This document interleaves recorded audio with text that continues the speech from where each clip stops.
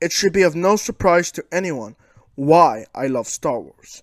The appeal of Star Wars is the idea of aliens, droids, and humans coexisting in harmony without a second thought, and that ideas for new planets are almost everlasting. I would recommend that you watch the show Andor on Disney Plus, ninth episode coming tomorrow, because it embraces the essence of what Star Wars is truly about. But for now, if you happen to be hearing about Star Wars for the very first time ever, and by the way, there are 3 movies that you need to watch in order to really be a movie pundit: Godfather, which I already reviewed, and Star Wars. And then Lord of the Rings, of course, which is my favorite movie of all time. But that's a discussion for another time. Because if you're interested in getting started with watching Star Wars, I'm going to talk about what order to really view Star Wars in.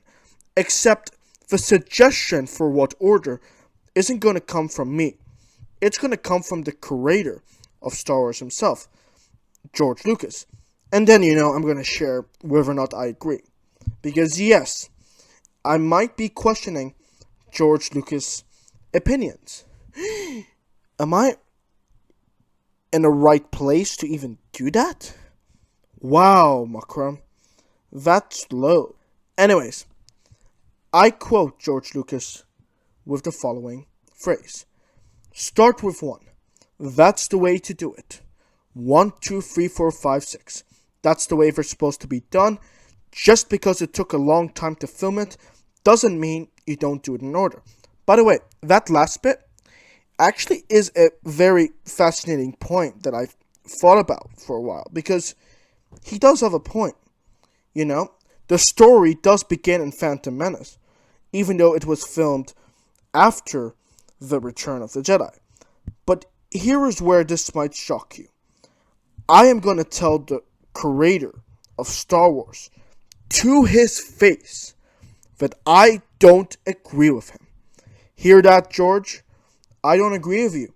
Because listen, when we're talking about how the quality of the Star Wars movies evolved over the years, I think that it is better to not have to deal with watching Phantom Menace, Attack of the Clones, and Revenge of the Sith with an enhanced production quality. And by the way, something that you need to understand about the Phantom Menace, it set the precedent of how special effects and CGI were to be incorporated in other sci-fi movies.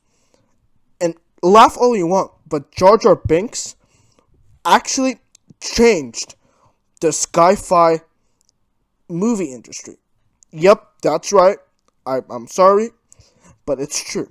George Lucas even said in an interview that Jar Jar Binks is a key to all of us. Now, when it's taken out of context, people like to say, oh, Jar Jar Binks is the new Sith Lord, or maybe he's going to restore balance to the Force.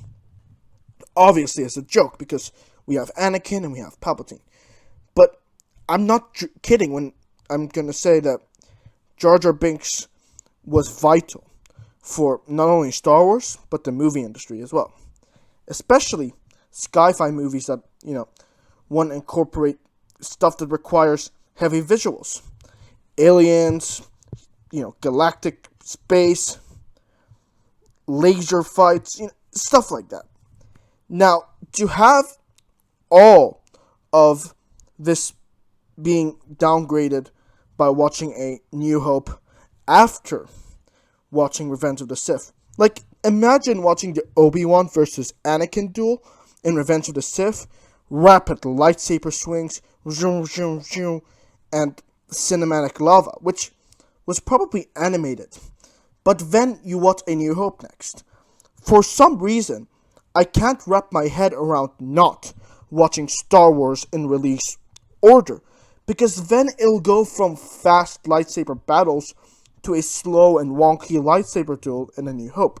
Because I guarantee you, if A New Hope had a higher budget, or perhaps if it was made later on with advanced tech, then maybe the lightsaber fight between Darth Vader and Obi-Wan in A New Hope would have been a tad more faster.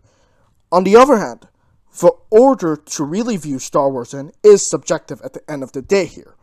One might argue that the journey of watching Anakin grow to a genocidal warlord, Darth Vader, and then seek a path of redemption might just be worth going through the production quality hassle of watching it in chronological order.